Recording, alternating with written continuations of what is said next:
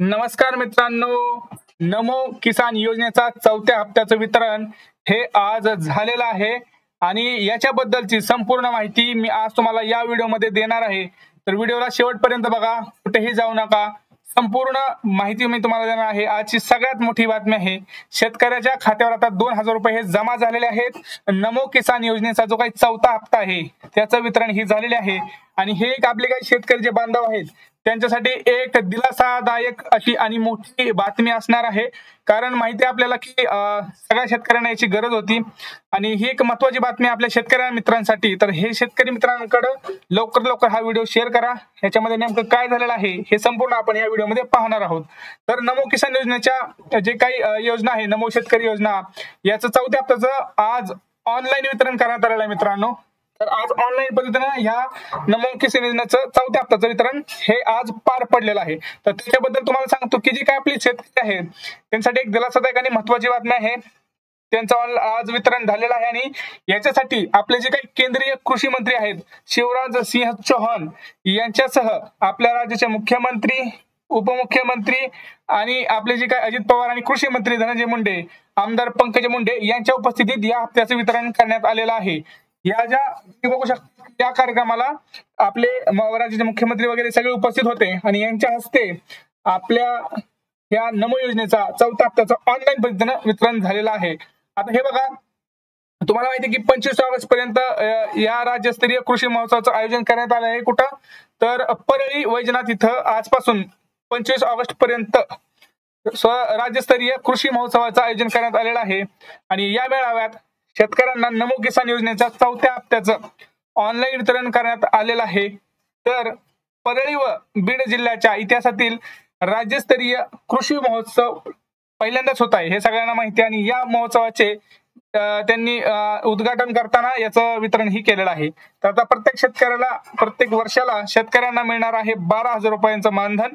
तर आता याच्यामध्ये काय केलं आहे तर केंद्र सरकार जे आहे आपलं ते देशभरातलं जे काही PM किसान सन्मान निधी योजना आहे हे राबवत आहे आणि या योजनेअंतर्गत शेतकरी कुटुंबाला दरवर्षी 6,000 रुपये इतकी आर्थिक मदत जात आहे। तर दर 4 महिन्याच्या अंतराने 2,000 रुपयांचा हप्ता शेतकऱ्यांच्या खात्यावर जमा केला जाणार आहे, हे एक लक्षात घ्यायचं आहे। अशा प्रकारची योजना महाराष्ट्र सरकारनं देखील सुरू केली आहे। नमो शेतकरी महासन्मान निधी योजना राज्य सरकारनं सुरू केली आहे। या योजनेच्या माध्यमातून राज्य सरकार केंद्र सरकारच्या 6,000 रुपयांमध्ये आणखी 6,000 रुपयांची भर घालणार आहे। त्यामुळे राज्यातील शेतकऱ्यांना प्रतिवर्षी आता 6,000 ऐवजी 12,000 रुपये हे मिळणार आहेत।